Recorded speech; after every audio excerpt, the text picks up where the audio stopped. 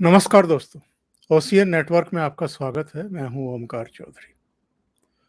कांग्रेस में जो कुछ चल रहा है, वो तो हम और आप देख ही रहे हैं। लगातार एक के बाद एक नेताओं का नेतृत्व से मोहभंग हो रहा है और अब तो लगता है कि केवल नेतृत्व से नहीं, जो नीतियां हैं और जो नीयत है, उसको लेकर के भी अब लोगों ने अपनी नाराजगी जाहिर करना शुरू कर दिया है। अब तक तो इस मुद्दे पर चुप रहते थे और खामोशी से किसी दूसरी पार्टी का रुख कर लेते थे। लेकिन अब जो मूल मुद्दे हैं, जो बेसिक मुद्दे हैं, उन पर बहस शुरू हुई है और ये कांग्रेस में पहली बार शुरू हुआ है गुलाम नबी आज़ाद के एग्जिट के साथ। कांग्रेस की जो ये बीमारी है, क्या ला इलाज हो गई है और क्या बहुत बड़ी सर्जरी की ज़रूरत है? इलाज क्या है? उपचार क्या है? क्या कांग्रेस फिर से पटरी पर लौट सकती है? इसकी क्या शर्तें हैं? इसके लिए क्या ज़रूरी है? इस पर चर्चा करेंगे। मेरे साथ जुड़ रहे हैं जाने-माने पत्रकार, लेखक, मनीषी, चिंतक भाऊ तोरसेकर। भाऊ, बहुत स्वागत है आपका। नमस्कार। भाऊ, सबसे पहले हम कांग्रेस की चर्चा करेंगे। कांग्रेस की जो बीमारी है, क्या लाइलाज हो गई है? और नंबर 2, क्या कांग्रेस के जो परिक्रमा करने वाले लोग हैं, वो एक कंपाउंडर को ही डॉक्टर मान बैठे हैं, इसलिए इस बीमारी का इलाज नहीं हो पा रहा है? देखिए, एक बात मुझे अजीब लगती है कि अगर आप प्रॉब्लम को ही सॉल्यूशन समझने लगे तो प्रॉब्लम हल कैसे हुआ। आपको प्रॉब्लम क्या है ये ढूंढना पड़ता है और प्रॉब्लम जो है उस पर सॉल्यूशन निकालना पड़ता है। लेकिन ये बोल रहे कि प्रॉब्लम ही हमारा सॉल्यूशन है। राहुल गांधी, मैं आपसे 1 डेढ़ साल से तो बात कर रहा हूँ हमेशा, जी, और जी। बार बार जब हम कांग्रेस पर आते हैं तो राहुल गांधी पर चर्चा करते हैं। और उस वक्त मैंने फिर बार बार बताते कि कांग्रेस की सबसे बड़ी समस्या गांधी परिवार है और उससे भी गांधी परिवार में राहुल गांधी ये समस्या है। अगर दोनों लोग ये चीज मानने को ही तैयार नहीं है तो उस पर से हल या कैसे जवाब कैसे मिलेगा, सवाल का समाधान कैसे निकलेगा, क्योंकि आप समस्या को ही समाधान मान रहे हो। ये जो देखो, आयन रैंड नाम की बड़ी अंग्रेजी लेखिका और विचारवंत थी, वो उसने कहा था कि आप सच्चाई जो है उसको नकार सकते हो लेकिन उसके दुष्परिणाम को नहीं नकार सकते। और ये मैं पिछले 2 साल से बोलता आया हूँ, उसके पहले लिखता आया हूँ कि राहुल गांधी ये कांग्रेस की समस्या है। जी, जी। अगर आप वो नकार, अब देखिए और एक बात होती है, बाकी सबके छोड़ दो, आपके गुलाम नबी आजाद छोड़ दो, कपिल सिब्बल छोड़ दो, और कोई लोग है छोड़ दो, सबसे पहले इस समस्या का जिक्र अगर किसने किया है तो उसका नाम है जयराम रमेश। और जी। आज वही जयराम रमेश अपने ही शब्द खोड़कर, धुंधला कर गुलाम नबी आजाद के खिलाफ बात करे। मुझे सबसे अजीब बात वो लगी, आपको शायद याद होगा क्योंकि मैंने उस वक्त लिखा था, उस वक्त मैं वीडियो नहीं बनाता था, मेरे ब्लॉग पर लिखा था, मैं जो पेपर में लिखता था उसमें भी लिखा था कि जयराम रमेश अकेला कांग्रेस का लीडर ऐसा है कि वो सच्चाई बयान कर रहा है लेकिन कोई सुनने को राजी नहीं है। मुझे याद है जी, जी। 2013 में जब नरेंद्र मोदी का, मेरा ख्याल है जुलाई महीना 2013, तो 9 साल पुरानी बात है, तो मोदी जी को इनके चीफ इलेक्शन कमेटी जो है उसका नेता बनाया गया था। नरेंद्र मोदी जी सही। को गोवा में कांग्रेस का ये हुआ था, अधिवेशन हुआ था, तो जी, जी। उस वक्त अडवाणी गुस्से में आकर गोवा छोड़कर निकल गए थे, याद है आपको सब बात। बिल्कुल। तो उस वक्त के बाद जयराम रमेश का टाइम्स ऑफ इंडिया में इंटरव्यू आया था और उन्होंने एक जनरल स्टेटमेंट दिया था कि नरेंद्र मोदी ये कांग्रेस के सामने स्वतंत्रता के बाद से सबसे बड़ा चैलेंज है। ये बोलने वाले जयराम रमेश है, जब वो जी यूपीए में मिनिस्टर हुआ करते थे, मनमोहन सिंह गवर्नमेंट में मिनिस्टर थे, और उन्होंने बोला कि मोदी ये कांग्रेस के सामने स्वतंत्रता के बाद का सबसे बड़ा चैलेंज है। तो मुझे याद है उस वक्त कांग्रेस के एक प्रवक्ता होते थे, आजकल उनका नाम तक सुनने को नहीं मिलता, उनका नाम था सत्यव्रत चतुर्वेदी, जो बिल्कुल। कांग्रेस के जनरल सेक्रेटरी भी हुआ करते थे और प्रवक्ता हुआ करते थे। उनको इतना गुस्सा आ गया कि वो बोले कि अरे जयराम रमेश को बीजेपी में रहना चाहिए, वहां जाकर आरती उतारो नरेंद्र मोदी की, कोई बात नहीं, लेकिन कांग्रेस में रहकर आप वैसी बात नहीं बोल सकते। ये जयराम रमेश की बात बोल रहा हूं। और उसके बाद और एक स्टेटमेंट उनका आया था, वही वो शायद उसी इंटरव्यू में होगा, मुझे याद नहीं, लेकिन उस वक्त राहुल गांधी के बारे में एक बात जयराम रमेश ने कही थी, और मैं कहता हूं कि शायद कांग्रेस के वो पहले नेता है जिन्होंने राहुल गांधी ये समस्या है करके बताया था। और वो बोल रहे थे कि राहुल गांधी 2019 के चुनाव के लिए पार्टी का संगठन बना रहे। ये कब की बात है? 2013 की बात है, 9 साल पहले, कि राहुल गांधी 2019 की चुनाव की तैयारियां कर रहे हैं, संगठन उभार रहे हैं, और हम कांग्रेसी लोग 2014 के चुनाव के लिए चिंतित है। ये बोलने वाले का नाम जयराम रमेश है। सही। और वो आज बोल रहे हैं कि गुलाम नबी आजाद गलत समय जा रहे हैं, कि जबकि कांग्रेस लड़ने के लिए तैयार हो गई है।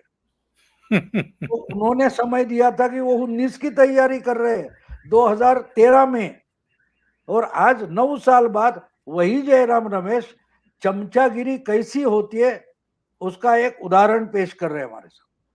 और अगर मैं थोड़ा शायराना अंदाज में पेश करूं तो फिल्म का एक गाना मुझे याद आता है, तुम्ही ने दर्द दिया है तुम ही दवा देना। किसकी शायरी है मुझे याद नहीं है, लेकिन जो जयराम रमेश आज बोल रहे हैं या बाकी के कांग्रेसी प्रवक्ता बोल रहे हैं, वो बोल रहे हैं राहुल गांधी तुमने ही दर्द दिया पार्टी को, तुम ही दवा देना। अब जिसको पता नहीं हो दर्द दे रहा है या दवा दे रहा है, उसको आप 2 साल से जो आप दवा करके पी रहे हो वही तो आपका दर्द है। तो इससे कांग्रेस को कौन निकाल सकता है? कांग्रेस की हालत इससे अच्छी और कोई किसी शब्द में, कम से कम शब्दों में बयान नहीं हो सकती। अभी इन्हीं का जिनका आप जिक्र कर रहे हैं जयराम रमेश, इन्होंने कहा कि साहब जीएनए यानी गुलाम नबी आज़ाद का डीएनए मोदी से मिल गया है। तो आज गुलाम नबी आज़ाद ने उसका जवाब दिया है। उन्होंने कहा है कि लोकसभा में 40-45 मिनट का भाषण देने के बाद राहुल गांधी जाकर के नरेंद्र मोदी के गले मिले थे। तो मैं कम से कम गले तो नहीं ही मिला हूं, हाँ, जिस घटना पर राज्यसभा में उनकी विदाई के समय नरेंद्र मोदी की आंखों में आंसू आ गए थे, वो घटना सुन करके और जिस अंदाज में नरेंद्र मोदी ने मेरे बारे में बात की थी, उससे जो मेरा भ्रम था नरेंद्र मोदी के बारे में कि ये पत्थर दिल आदमी है, ना शादी करने के बाद पत्नी को साथ रखा है, ना बच्चे हैं, असभ्य आदमी है, उस दिन मेरे दिमाग से वो सारी गलतफहमी दूर हो गई और मैंने नरेंद्र मोदी का जो मानवीय पक्ष है वो देखा था संसद के भीतर।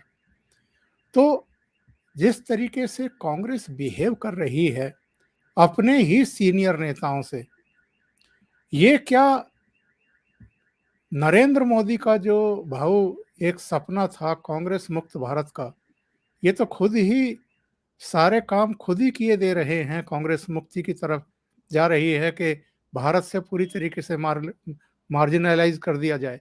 एक और बात गुलाम नबी ने कही, उन्होंने कहा कि जो देश का मानस है, यानी देश जिस तरीके से सोच रहा है, कांग्रेस उस तरीके से नहीं सोच रही है। और ठीक इसी तरह की बातें मनीष तिवारी ने कही है। क्या कांग्रेस के पतन का, कांग्रेस के लगातार चुनाव हारने का एक बड़ा कारण ये भी है?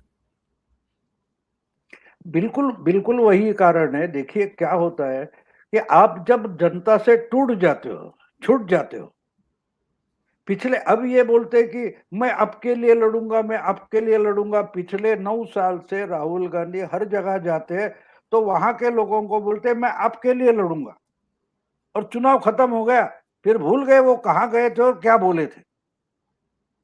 अब गुजरात में 5 साल पहले चुनाव हुआ था, आपने देखा था यही बातें कर रहे थे राहुल गांधी।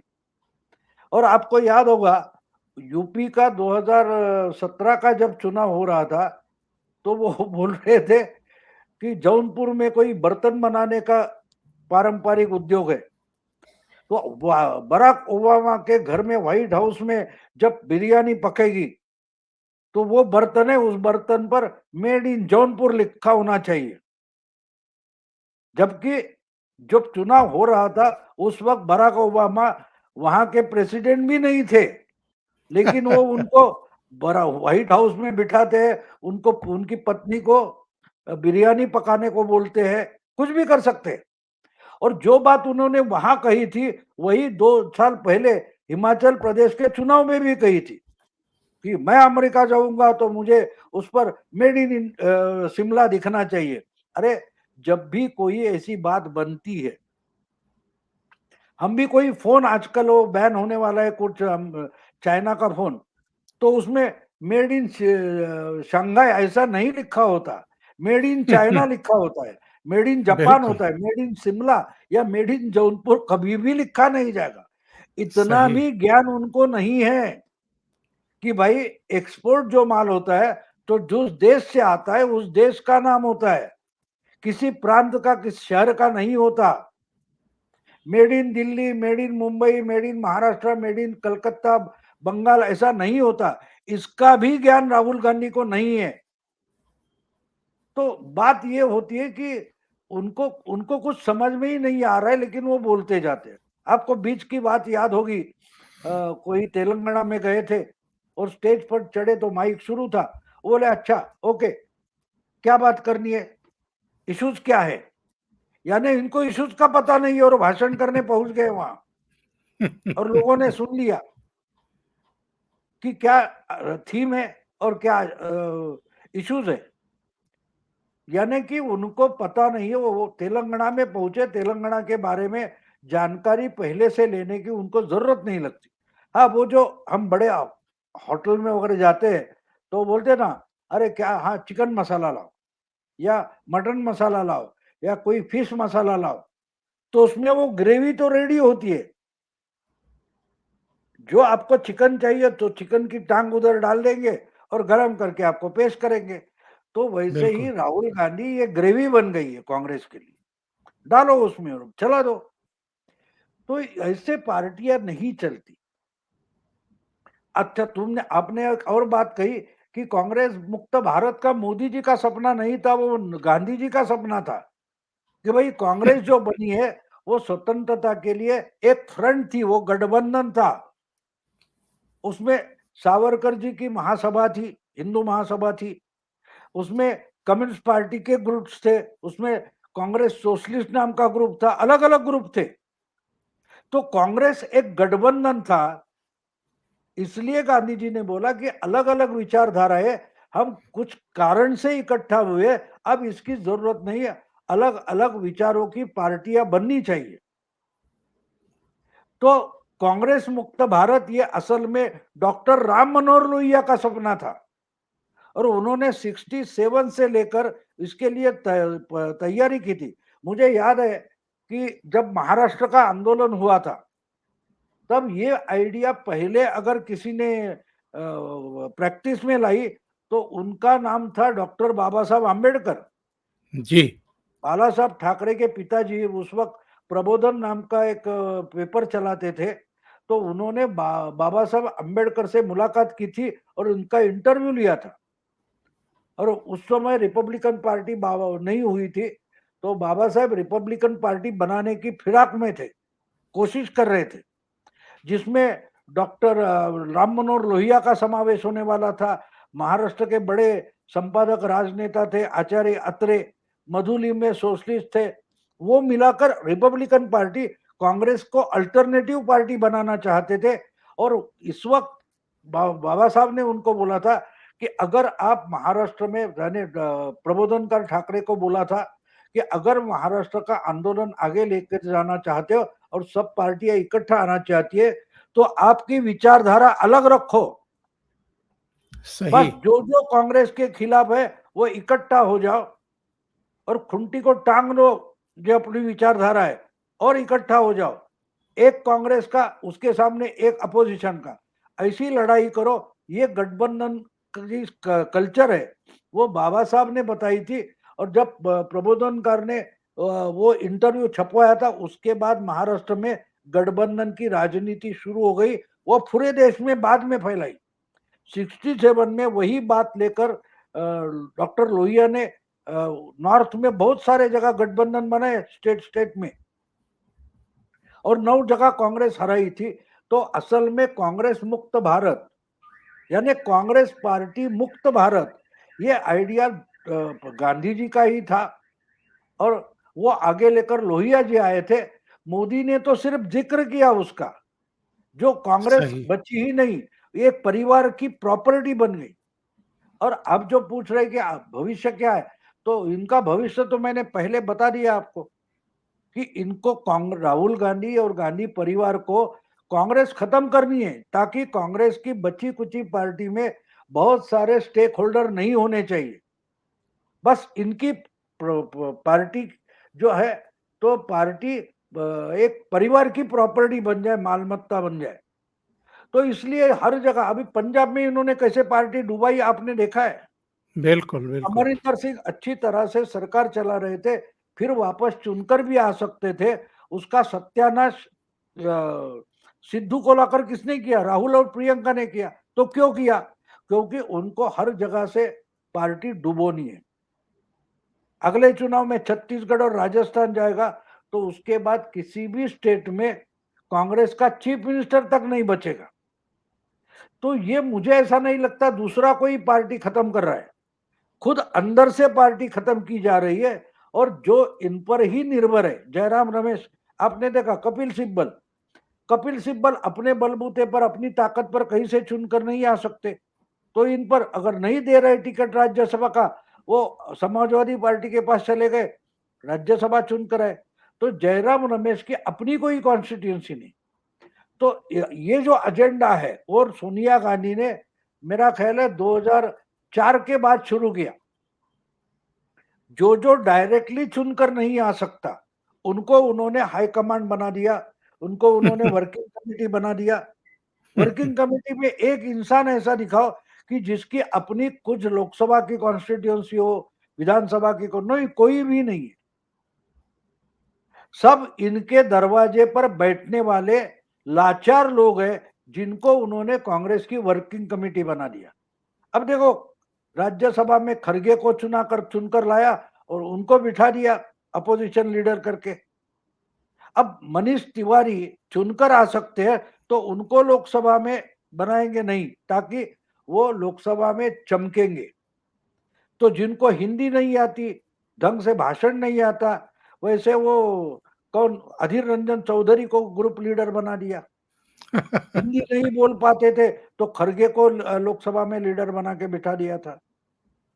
अब देखिए, शशि थरूर है, मनीष तिवारी है, ये अच्छे लीडर बन सकते थे, लेकिन उनको नहीं बनाएंगे क्योंकि वो पार्टी बचाएंगे और इनको तो पार्टी डुबानी है। तो सही। कांग्रेस मुक्त भारत ये ओरिजिनली गांधी परिवार का एजेंडा है। गलती से मोदी 2014 के चुनाव प्रचार में वो बोल गए। और अब तो गुलाम नबी आज़ाद ने जो कुछ कहा है कि, और मनीष तिवारी ने भी, कि चपरासी जो हुआ करते थे वो ज्ञान दे रहे हैं। इसके अलावा उन्होंने ये भी कहा है कि अब तो जो इनके सिक्योरिटी गार्ड हैं या जो इनके चपरासी हुआ करते थे, वो नीतियां तय कर रहे हैं, पार्टी की लाइन तय कर रहे हैं। और एक गंभीर आरोप और लगाया कि जब से ये सोनिया गांधी इनको उपाध्यक्ष बना करके लाई थी, तब से पार्टी का बंटाधार होना शुरू हुआ था। क्योंकि ये तो बहुत सब जानते हैं ना कि 1998 में जब सीताराम केसरी को बेइज्जत करके कांग्रेस मुख्यालय से बाहर फेंक दिया गया था और सोनिया गांधी को उनकी जगह पार्टी का अध्यक्ष बनाया गया था, तो सोनिया गांधी तो विदेश में जन्मी है, भारत की संस्कृति के बारे में, भूगोल के बारे में, राजनीति के बारे में, समस्याओं के बारे में उनकी न्यूनतम समझ रही है। तो एक सलाहकार मंडली हुआ करती थी। उस सलाहकार मंडली में कभी नटवर सिंह भी हुआ करते थे। बहुत सारे लोग, डॉक्टर करण सिंह से लेकर के गुलाम नबी आज़ाद, समय समय पर उसमें भी संशोधन होते रहे। लेकिन 2013-14 में जब ये इनको उपाध्यक्ष बनाया गया, तब तो उन सलाहकारों को भी दूर कर दिया गया। आज हालत ये है कि एक एसपीजी में कोई सज्जन थे, वो राहुल गांधी के नज़दीकी सलाहकार हैं, एक ऑक्सफोर्ड यूनिवर्सिटी के पढ़े हुए हैं, वो हैं, एक और गैर राजनीतिक चेहरा है सचिन राव करके, वो इनके सलाहकार बने हुए हैं। तो जिनको राजनीति की समझ नहीं है, वो अगर राहुल गांधी के लिए कंटेंट जुटा रहे हैं और पार्टी की लाइन तय कर रहे हैं, तब तो जो इनका ड्रीम आप बता रहे हैं इस परिवार का, वो बहुत जल्दी पूरा होने वाला है। बिल्कुल। देखिए, वह आपके साथ आपके प्रोग्राम पर भी मैंने बोल दिया था ना कि जैसे 1980 में जो एजेंडा मुंबई के टेक्सटाइल मिल ओनर्स का था कि उनको वो मिल चलानी नहीं थी, उनको वो मिल बंद करके वहां की जमीन बेचनी थी, क्योंकि वो जो जमीन ब्रिटिश के समय में कौड़ियों के दाम उन्होंने खरीद कर वहां मिल खड़ी कर दी थी, वो आज 100 साल 150 साल बाद वो मुंबई के लिए प्राइम लैंड बन गई है। यानी आपको अजीब लगेगा, कुछ 200 500 या 2000 5000 में जो जमीन उस वक्त ली थी, वो आज 200 करोड़ 2000 5000 करोड़ से भी ज्यादा कीमत की बन गई थी। तो इस बार मिल चलाना ये घाटे का सौदा था। उन्होंने मिल से कमाकर और उद्योगों में अपनी जो पैसा था वो हटा लिया था। उनको मिल की सबसे मिल जो थी उसमें जमीन ही भारी कीमत की थी, तो उनको बंद करना था और इसलिए उनका एजेंडा मिल बंद करने का था। और वो एजेंडा उन्होंने दत्ता सामंत को मानो सुपारी देकर वो बेमुदत हड़ताल शुरू की, जो आज तक पीछे ली नहीं गई। मिलें बची नहीं, मिल वर्कर्स नहीं बचे हैं तो उसके अवशेष बचे हैं। तो वो जो मिल वर्क ओनर्स का एजेंडा था, वो आज राहुल गांधी या गांधी परिवार का एजेंडा है।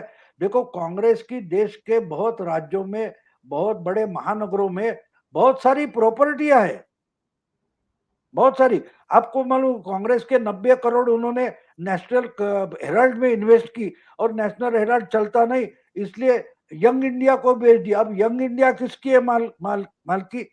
तो इनकी है, माँ बेटे की है। तो वही तो वो कांग्रेस में करना चाहते, वही कांग्रेस में करना चाहते। और बेशरम होकर जयराम रमेश बोल रहे हैं कि देखो, एक ही कांग्रेस पार्टी देश में है जिसमें अध्यक्ष का चुनाव होता है, जो कि 1998 के बाद हुआ ही नहीं 24 साल से। बिल्कुल, और ये बोल बिल्कुल। रहे कि एक ही पार्टी है जिसमें चुनाव होते हैं, इंटरनल चुनाव होते हैं। अब इतनी बेशर्मी से अगर एजुकेटेड इंसान बोल रहा है, तो बाकी के छोटे मोटे प्रवक्ता, उनसे आप क्या उम्मीद कर सकते?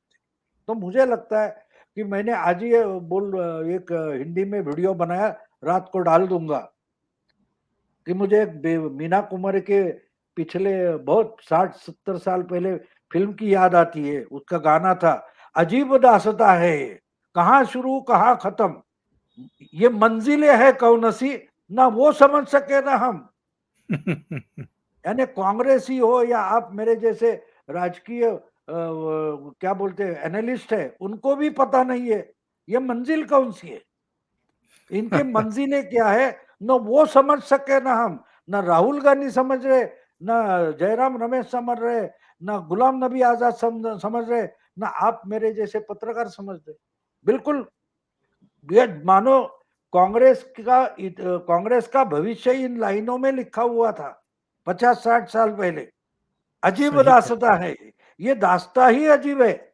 भाऊ, बहुत बहुत धन्यवाद जुड़ने के लिए, ओसीएन नेटवर्क के लिए इतना समय निकालने के लिए। थैंक यू नमस्कार। So much. नमस्कार।